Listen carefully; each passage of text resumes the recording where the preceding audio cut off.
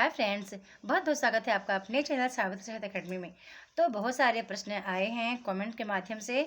सबसे पहला प्रश्न ये है कि मैम, यदि हम फर्स्ट पेपर की तैयारी ना करें और हिंदी को बहुत अच्छे से तैयार करें तो क्या हमारा एग्जाम निकल जाएगा? तो नहीं निकलेगा। ठीक है, पहला प्रश्न आपका यह था।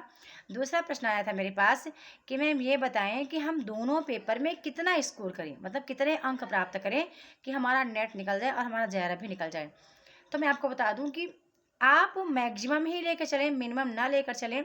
और ये स्कोर भी कट ऑफ पे डिपेंड करता है और ये स्कोर पेपर पर डिपेंड करता है कि पेपर किस तरह का आया है।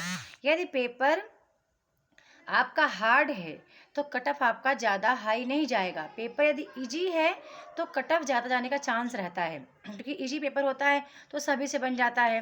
ठीक है, तो कट ऑफ ज़्यादा जाता है। इस बार आपको पता है हमारा जो रिजल्ट है वो परसेंटाइल में आने वाला है। अभी हाल ही में नोटिफिकेशन जो आया था 3 कैटेगरी वाला रिजल्ट का, उसने मेंशन ये चीज़ें हो चुकी हैं। तो जब परसेंटाइल में आता है तो काफ़ी लोग पीछे छूट जाते हैं, उसमें एक एक पॉइंट मायने रखता है। ठीक है, तो ये हो गया। अब बता दूं कि कट ऑफ डिपेंड करता है हमारे पेपर पर। तो अभी मैं आपको एक अनुमान बता सकती हूँ, अलग अलग कैटेगरी कैटेगरी वाइज बताऊंगी। जैसे कि यदि आप जनरल के हैं तो आप मान के चलो कि 80 से 85, 85 से 90, 90 प्रश्न आप सही करके रखो दोनों पेपर को मिला करके। यदि आप ओबीसी हैं तब भी आप 87 से 90 या 85 से ऊपर ही आपके प्रश्न होने चाहिए, सही होना चाहिए। ठीक है, अभी ये एक मैक्सिमम बड़ा मतलब अधिकतम टारगेट बता रही हूँ। इससे कम भी अभी इस बार कम प्रश्न में भी लोगों का नेट जेआरएफ हुआ है, मैंने देखा है। ठीक है, तो यदि आपका हार्ड पेपर आया ना तो मान के चलो कि 70-75 पे तो निकल जाएगा। जो ईडब्ल्यूएस कैटेगरी हैं उनके लिए बताना चाहूँ तो भी आप थोड़ा सा 5% अपने को कम मान सकते हो, तब भी 80-82 क्वेश्चन आप सही करके रखो दोनों पेपर से। ST SC ऐसे 73-75 से 80 के बीच। ये एक बड़ा बड़ा टारगेट बता रही हूँ कि इतना तो आप लेके ही चलो दोनों पेपर में कि करना ही करना है।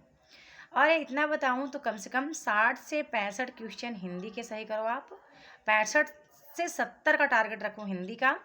और पेपर वन का जो भी 25, 26, 20, 22, 25 जो भी सही हो जाए, क्योंकि सिलेक्शन आपका हिंदी के या फिर मैं तो हिंदी का बोल रही हूँ एज ए हिंदी के टीचर के नाते, आपका जो भी विषय हो उसके अनुसार आप अपना अपने विषय पर कमांड बना के रखो। बहुत अच्छा आप उसको तैयार करके रखो, कॉन्सेप्ट को तैयार करके रखो। क्योंकि देखो प्रश्न तो कहीं से बन सकता है। ठीक है, यदि आपका कॉन्सेप्ट क्लियर ही नहीं रहेगा तो रटंती विद्या वाला प्रश्न फिर वहाँ पे काम नहीं आएगा। कोई भी टॉपिक है उसको अच्छे से पढ़ के रखिए, तो वहाँ से कोई भी किसी प्रकार का प्रश्न निकल कर आता है तो आप उसका आंसर कर लेंगे। एक और प्रश्न मेरे पास था कि मैम, क्या अभी हम जीरो से तैयारी स्टार्ट करेंगे तो क्या हमारा हो जाएगा, क्या हम निकाल लेंगे? आज ही कुछ हमारे मित्रों ने कोर्स भी ज्वाइन किया तो मुझसे पूछ रहे थे। ठीक है, कोर्स ज्वाइन करने के पहले पूछे हैं, कोर्स में आने के बाद भी पूछे हैं ये प्रश्न कि क्या हमारा निकल जाएगा। और सबसे बड़ा प्रश्न में यही आज मेरा मुद्दा है कि कोर्स ज्वाइन करने के बावजूद भी आप अपना एग्ज़ाम क्वालिफाई क्यों नहीं करते हैं? उसकी वजह क्या है? मैं आपकी पहली वजह बता दूं कि समय न देना। पहली वजह समय न देना, समय पर क्लास को न देखना। जो कंटेंट आपको दिया जाता है, जिस दिन पढ़ाया जाता है, उसको उसी दिन उस वर्क को कंप्लीट ना करना। ठीक है, हर दिन प्रश्नोत्तरी पर विचार ना करना। फिर हफ्ते दर हफ्ते यानी कि हफ्ता 15 दिन में पुराना पिछला रिवीजन ना करना, ये भी आपकी असफलता का कारण हो सकता है। यानी कि आपका जो टाइम टेबल है वो अव्यवस्थित है।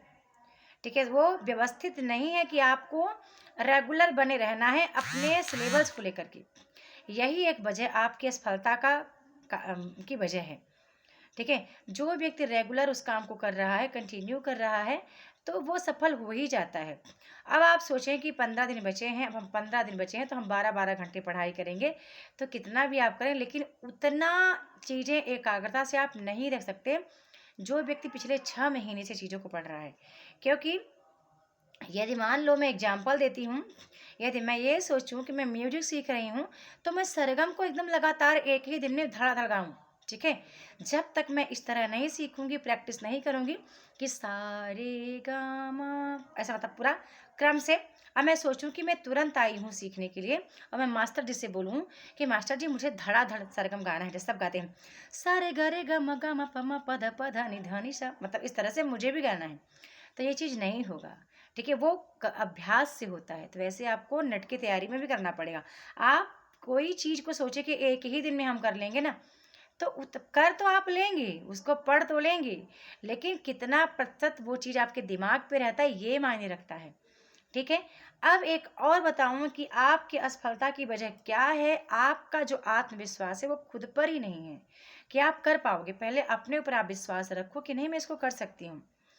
कुछ दिनचर्या बदल सकते हैं, जैसे कि इस टाइम पे परीक्षा आपकी निकट आ रहे हैं, तो कुछ अपने मतलब जो अपने परिवर्तन आप कर सकते हैं, अपने काम में कुछ बदलाव कर सकते हैं, कुछ चीज़ों को अवॉइड कर सकते हैं, और वो समय आप अपने लक्ष्य में, अपनी सफलता में लगा सकते हैं। ठीक है। तो और कमेंट तो बहुत सारे थे। पीएचडी को लेकर बहुत सारे कमेंट आए हैं कि मैम इंटरव्यू के बारे में कुछ बताएं। तो इसके लिए मैं कल एक अलग से वीडियो शूट करूंगी कि पीएचडी इंटरव्यू में क्या पूछा जाता है और क्या आपको तैयार करके जाना चाहिए, आपको टॉपिक कैसे चयन करना है, वगैरह वगैरह कल बताऊंगी।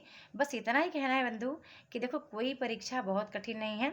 बस आप समय दीजिए, और समय आप निरंतर दीजिए, और थोड़ा सा अपने सिलेबस के प्रति आप बहुत जागरूक रहें। सिलेबस से आप रूबरू रहें।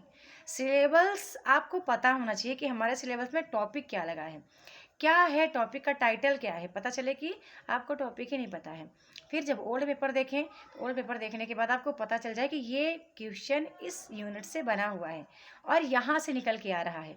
इतनी समझ आपको होनी चाहिए।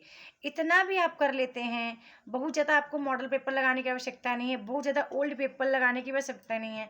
बस आवश्यकता है आपको अपने कॉन्सेप्ट को अच्छे से क्लियर कर लेने की, और हमेशा टाइम देने की। मतलब हर दिन एक एक टॉपिक डिसाइड करें, उनको एकाग्रता से पढ़िए, और पढ़ने के बाद आप, मेरा जैसा कि मैं आपको बोलती हूँ, विचार करो, मनन करो, आत्मविश्लेषण करो, आत्मचिंतन करो, मंथन करो। जैसे कि आज मैंने पढ़ाया, जितना टॉपिक मैंने आज पढ़ाया, लगभग लगभग वो चीज़ें मेरे माइंड में घूम रही अभी थी, अभी तक भी। मैंने पढ़ाया आपको, मेरे राम का मुकुट भीग रहा है, तो वो किस पर केंद्रित है। ठीक है, उसके कुछ संवाद मेरे मन में घूम रहे हैं। जैसे कि मैंने आज आपको सुबह सुबह पढ़ाया था, एक बड़ा ही रोचक निबंध है, मजदूरी और प्रेम। ठीक है, प्रेम और मजदूरी, तो जो कि बहुत ही अच्छा निबंध है। मतलब जो चीज़ें मैं आपको पढ़ाती हूँ, तो वो मेरे स्मृति पटल पे एक कहीं ना कहीं वो स्क्रीन चलता रहता है कि इस टाइम पे मैंने क्या क्या बोला था। तो इसको आप क्या नाम दे सकते हैं। अपने काम के प्रति बहुत ही लगन से करना और समर्पित रहना। अपने लक्ष्य के प्रति आपको समर्पित होना पड़ेगा। ठीक है। तो मिलते हैं नेक्स्ट वीडियो में न्यू टॉपिक के साथ। अब तक के लिए बहुत बहुत धन्यवाद। वीडियो पसंद आए तो लाइक ज़रूर करें। धन्यवाद।